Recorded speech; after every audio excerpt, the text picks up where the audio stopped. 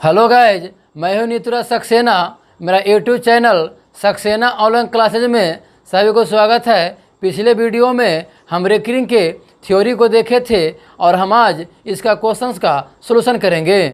चलिए चलते हैं क्वेश्चन नंबर 1 में। कहता है 0.6 पर रेकरिंग प्लस 0.7 पर रेकरिंग प्लस 0.8 पर रेकरिंग का मान क्या होगा। तो सबसे पहले हम इसे भिन्न के रूप में लिख लेंगे।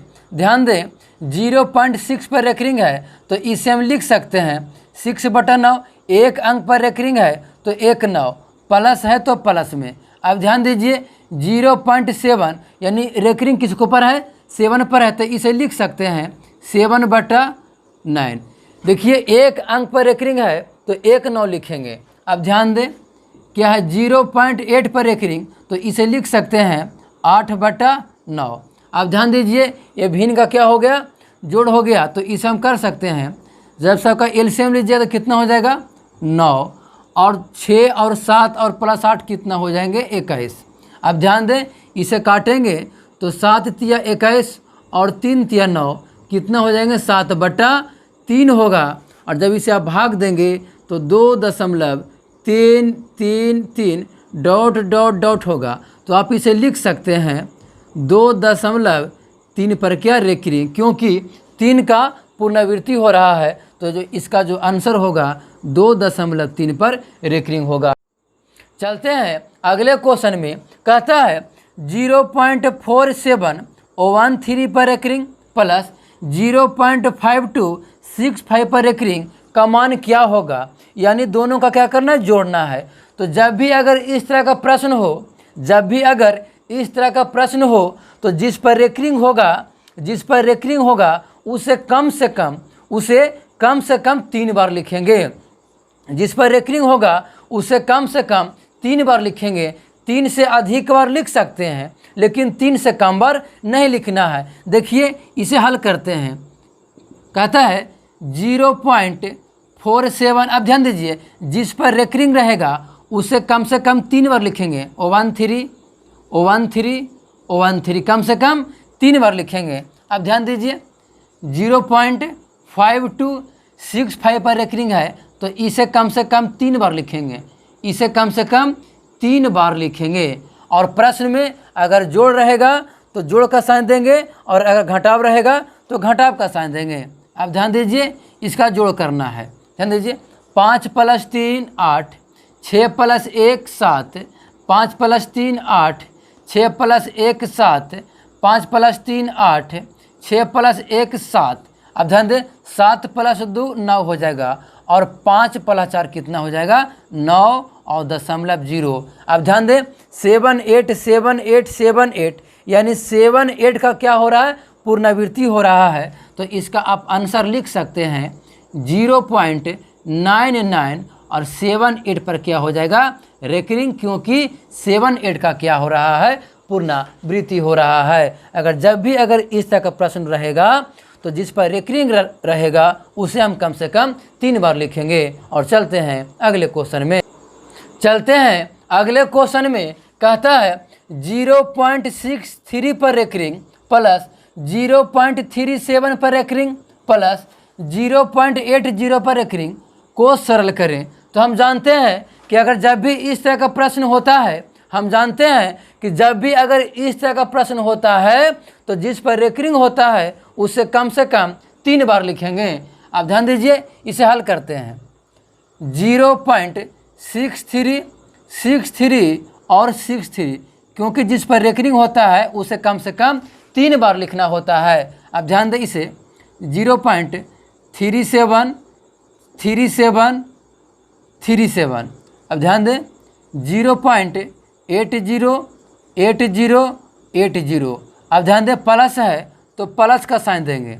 अब ध्यान दीजिए 7 + 3 10 का 0 बाकी हाथ में 1, 6 + 3 9 9 और 8 17, और 1 बकिया 18 का 8 बाकी हाथ में 1, 7 + 3 10 और 1 बकिया 11 का 1 बाकी हाथ में 1, 6 + 3 9 9 8 17 और 1 बाकी 18 का 8 बाकी हाथ में 1, 7 + 3 10 और 1 बाकी 11 का 1 बाकी हाथ में 1, 6 व 3 9 और 9 और 8 17 और एक बकिया 18। अब देखिए दशमलव के बाद 1। अब ध्यान दें इसका जो मान आया 1.818180। तो ध्यान दें 81 का पुनरावृत्ति 2 बार हुआ है, यानी 81 2 बार रिपीट हुआ है और 80 एक बार रिपीट हुआ है। तो जो इसका आंसर होगा, जो ज़्यादा बार रिपीट होगा, वही इसका क्या हो जाएगा, आंसर होगा। तो आप लिख सकते हैं 1.81 के ऊपर में क्या हो जाएगा, रेकरिंग, यानी कि 8181 2 बार रिपीट हुआ है और 80 एक बार रिपीट हुआ है। जो ज़्यादा बार रिपीट होगा वही क्या हो जाएगा, आंसर होगा। चलते हैं अगले प्रश्न में। कहता है 3.36 पर रेकरिंग माइनस 2.05 पर रेकरिंग प्लस 1.33 पर रेकरिंग को सरल करें। तो हम जानते हैं कि जब भी अगर इस तरह का प्रश्न आए, हो तो जिस पर रेकरिंग होगा उसे कम से कम 3 बार लिखेंगे। देखिए इसे हल करते हैं। कहता है 3.36 जिस पर रेकरिंग हो उसे कम से कम 3 बार लिखेंगे। अब ध्यान दें, कहता है 2.05 फिर कहता है 1.33 और 33। अब ध्यान दें इसे और इसे जोड़ना है, इन दोनों को जोड़ना है और इसे घटाना है। तो आप इसे कर सकते हैं इन दोनों पर प्लस और इसे क्या करना है, घटाना है तो माइनस। अब ध्यान दें इसे और इसे जोड़ करके इसे क्या कर देना, घटा देना है, यानी कि इन दोनों को जोड़ करके इसे घटाना है। अब ध्यान दें 6 और प्लस 3 कितना हो जाएगा, 9। 9 में से 5 कितना बचेगा, 4। अब ध्यान दें 3 और प्लस 3 6, 6 में से 0 घटे कितना बच जाएंगे, 6। अब ध्यान दें 6 और प्लस 3 9, 9 में से 5 घटेगा तो 4 बचेगा। 3 और 3 6, 6 में से 0 घटे कितना बचेगा, 6। अब ध्यान दें 6 और प्लस 3 कितना हो जाएगा, 9 और 9 में से 5 घटेगा तो कितना हो जाएंगे, 4 और 3 कितना हो जाएगा, 6 और 6 में से 0 घटे तो कितना बच जाएगा, 6। देखिए दशमलव है तो दशमलव, 3 और 1 कितना हो जाएगा, 4 और 4 में से 2 घंटे कितना बच जाएगा, 2। अब ध्यान दें 64 का क्या हो रहा है, रिपीट हो रहा है। तो इसका जो आंसर आप लिखेंगे 2.64 पर क्या हो जाएगा, रेकरिंग, क्योंकि 64 का क्या हो रहा है, रिपीट हो रहा है, इसीलिए इसका आंसर हो जाएगा 2.64 पर क्या हो जाएगा, रेकरिंग होगा। और चलते हैं अगले क्वेश्चन में। कहता है 8.31 पर रेकरिंग प्लस 0.6 रेकरिंग प्लस 0.002 पर रेकरिंग कहता है किसके बराबर होगा। तो ध्यान दें इसे हम ज्ञात करते हैं। हम जानते हैं कि जिस पर रेकरिंग होगा उसे कम से कम 3 बार लिखेंगे। 3 से अधिक बार लिख सकते हैं लेकिन 3 से कम बार नहीं लिखना होता है। अब ध्यान दें 8.3 रेकरिंग है 1 पर, तो 1 3 से अधिक बार लिखते हैं। देखिए 4 बार लिख दिए। अब कहता है 0.6 और 6। अब ध्यान दें फिर कहता है 0.002 और 2। देखिए जिस पर रेकरिंग हो उसे कम से कम 3 बार लिखें। 3 से अधिक बार लिख सकते हैं लेकिन 3 से कम बार नहीं लिखना होता है। अब ध्यान दें प्लस है तो प्लस में। अब ध्यान दें 6 और 1 7, 6 और 1 7 और 2 कितना हो जाएगा, 9। 6 1 7 2 कितना हो जाएगा, 9। 6 और 1 7 2 कितना हो जाएगा, 9। अब ध्यान दें 6 और 1 कितना हो जाएगा, 7 हो जाएगा और 6 3 कितना हो जाएगा, 9 होगा। दशमलव है तो दशमलव और 8 है तो 8। अब ध्यान दें 9 जो है रिपीट हो रहा है, यानी कि 9 का क्या हो रहा है, पुनरावृत्ति हो रहा है। तो इसका जो आंसर होगा 8.97 और 9 पर क्या हो जाएगा, रेकरिंग, क्योंकि 9 का क्या हो रहा है, पुनरावृत्ति हो रहा है। तो इसका आंसर जो हो जाएगा 8.979 पर क्या हो जाएगा, रेकरिंग होगा। चलते हैं अगले क्वेश्चन में। कहता है 0.3467 पर रेकरिंग प्लस 0.1333 पर रेकरिंग का मान क्या होगा? तो ध्यान दें, हम जानते हैं कि जिस पर रेकरिंग होता है उसे कम से कम 3 बार लिखना होता है। ध्यान दें, लिखते हैं 0.34676767। अब ध्यान दें 0.133333 और 33 प्लस है तो प्लस में। अब ध्यान दें 7 और 3 10, 10 का शून्य बाकी हाथ में 1, 6 और 3 9, 9 अब एक बाकी 10 के शून्य बाकी हाथ में 1। अब ध्यान दें 7 और 3 10 और एक बाकी हाथ में कितना 11 का एक बाकी हाथ में कितना बचा 1, 6 और 3 9 और एक बाकिया 10 के शून्य बाकी हाथ में 1, 7 और 3 10 और एक बाकी 11 का एक बाकी हाथ में 1 और 6 और 3 9 और एक बाकी 10 का शून्य बाकी हाथ में 1, 4 और 3 7 और एक क्या हो जाएगा 8 और 3 अब क्या हो जाएगा 4, दशमलव है तो दशमलव और 0 है तो 0। अब ध्यान दें 0 और 1 जो है 2 बार रिपीट हुआ है और 0 0 है जो 1 बार रिपीट हुआ है। तो हम जानते हैं कि जो ज़्यादा बार रिपीट होगा वही उसका क्या होगा आंसर होगा। तो इसे आप लिख सकते हैं आंसर में 0.48 और 0 और 1 पर क्या हो जाएगा रेकरिंग हो जाएगा, क्योंकि 0 1 जो है 2 बार रिपीट हुआ है और 0 0 1 बार रिपीट हुआ है। चलिए कुछ थ्योरी को देखते हैं। कहता है पूर्णांश भाग और भिन्नांश भाग। ध्यान दें, एक एग्जाम्पल ये कहता है 12.56 का पूर्णांश भाग कौन होगा और भिन्नांश भाग कौन होगा। तो ध्यान दीजिए दशमलव का जो आगे वाला होगा वह क्या हो जाएगा पूर्णांश, क्या हो जाएगा पूर्णांश भाग, क्या हो जाएगा पूर्णांश भाग, और दशमलव के जो बाद वाला होगा वह क्या हो जाएगा भिन्नांश भाग होगा।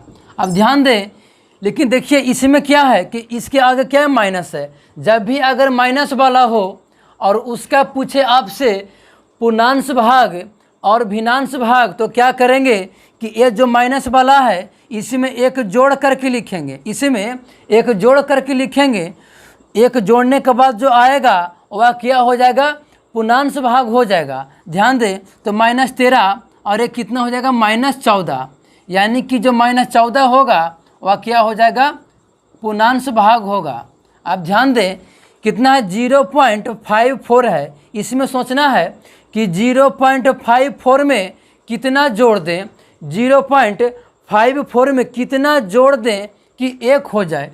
तो सोचिए अगर हम 46 को जोड़ देंगे तो 1 हो जाएगा। तो 0.46 जो होगा उसे हम कहेंगे भिन्नांश, क्या कहेंगे भिन्नांश भाग कहेंगे, उसे हम क्या कहेंगे भिन्नांश भाग कहेंगे। चलिए इसमें कहता है क्या -14.58 का पूर्णांश भाग कौन होगा और भिन्नांश भाग कौन होगा।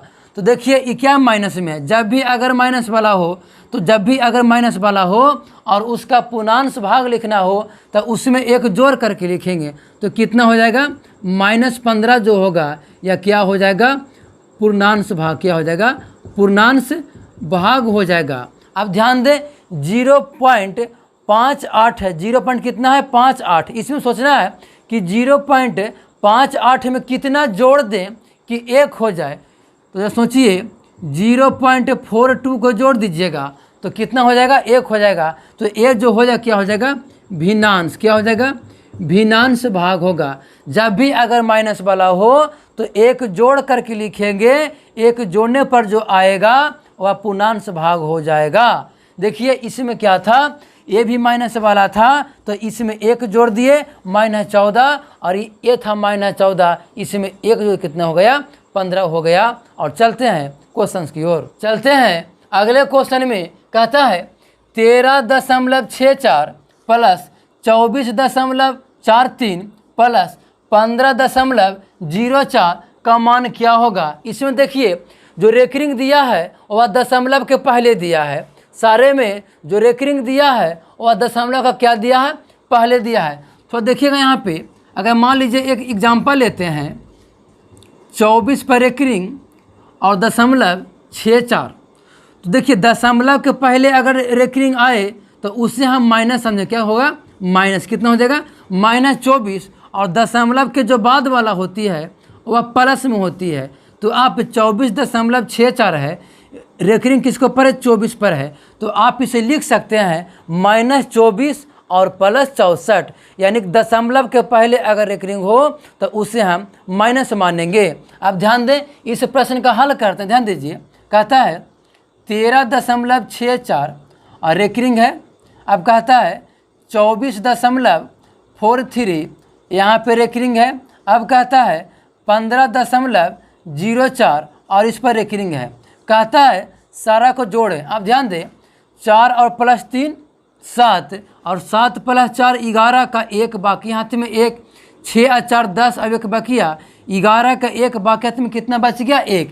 अब ध्यान दें, ये सारे को क्या करेंगे, देखिए 24, 15 और 13 कितना हो जाएगा, 52, यानी कि 52 होगा। लेकिन इसमें ध्यान देना है दशमलव के पहले रेकरिंग है, दशमलव के पहले रेकरिंग है, तो जो बाकी हाथ में शेष बचा था उसे हम घटा करके लिखेंगे। तो 52 हुआ था, तो 1 घटा क्या हो जाएगा, 51। 1 घटा देंगे कितना हो जाएगा, 51, यानी कि जो शेष बचेगा उसे क्या करेंगे, घटा करके लिखेंगे। और चलते हैं अगले क्वेश्चन में। चलते हैं अगले क्वेश्चन में।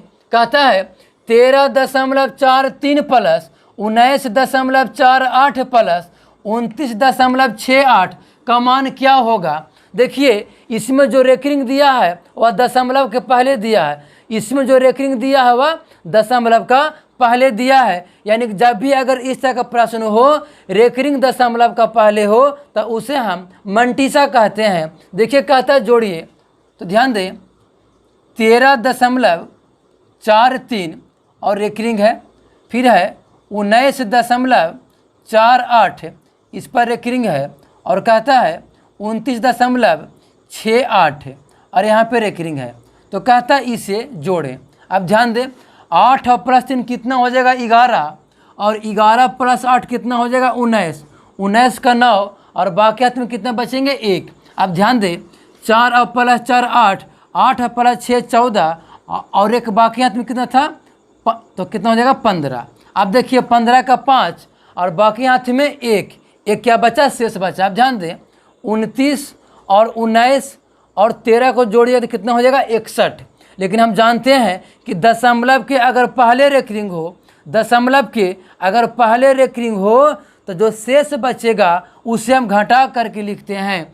जोड़ने पर कितना हो रहा है, 29, 19, 13, 61 और बाकी हाथ में 1 था, तो उसे हम घटा करके लिखेंगे तो कितना हो जाएगा, 60 हो जाएगा। तो जो इसका आंसर हो जाएगा 60.59 होगा। और चलते हैं अगले क्वेश्चन में। चलते हैं अगले क्वेश्चन में। कहता है 999.995 बटा 999 गुना 999 का मान क्या होगा। देखिए 4 गो ऑप्शन दिया है और कहता है कि इसका मान क्या होगा। तो हम जानते हैं कि 999.995 बटा 999 को हम लोग क्या मानते हैं, 1000 मान लेते हैं। कितना मान लेते हैं, 1000 मान लेते हैं। अब देखिए गुना में कितना, 999। अब देखिए गुना कराइएगा तो 999 पर कितना हो जाएगा, 000 हो जाएगा, यानी 9,99,000 होगा। अब ध्यान दें, 999.995 बटा 999 1000 से थोड़ा कम है। 999.995 बटा 999 1000 से थोड़ा कम है। तो जो इसका आंसर होगा वह 9,99,000 से थोड़ा कम होगा। देखिए कौन सा ऑप्शन है जो 9,99,000 से थोड़ा कम है। देखिए ऑप्शन नंबर बी जो है वह 9,99,000 से थोड़ा कम है। और चलते हैं अगले क्वेश्चन में। चलते हैं अगले क्वेश्चन में। कहता है 999.1 बटा 7 प्लस 999.2 बटा 7 प्लस 999.3 बटा 7 प्लस 999.4 बटा 7 प्लस 999.5 बटा 7 प्लस 999.6 बटा 7 का मान क्या होगा। अब ध्यान दें, अगर जब भी अगर इस तरह का प्रश्न हो तो सबसे पहले पूर्णांश भाग को क्या कर लेंगे, जोड़ लेंगे। अब ध्यान दीजिए 999, 999, 999, 999, 999 और 999, यानी कि सारे 999 को आप जोड़िएगा तो कितना हो जाएगा 5994। कितना हो जाएगा 5994। अब ध्यान दीजिए 1/7, 2/7, 3/7 और 4/7 और 5/7 और 6/7 को आप जोड़िएगा तो कितना हो जाएगा 21 बटा कितना हो जाएगा 7 होगा। अब ध्यान दीजिए 3 से इसे काटिएगा, देखिएगा 7 से काटिएगा तो 3 7 कितना हो जाएगा 21 हो जाएगा। अब ध्यान दीजिए 5994 प्लस 3 कितना हो जाएगा 59 कितना हो जाएगा 97 होगा। यही इसका क्या हो जाएगा आंसर होगा। और आज के लिए बस इतना ही और मिलते हैं अगले वीडियो में।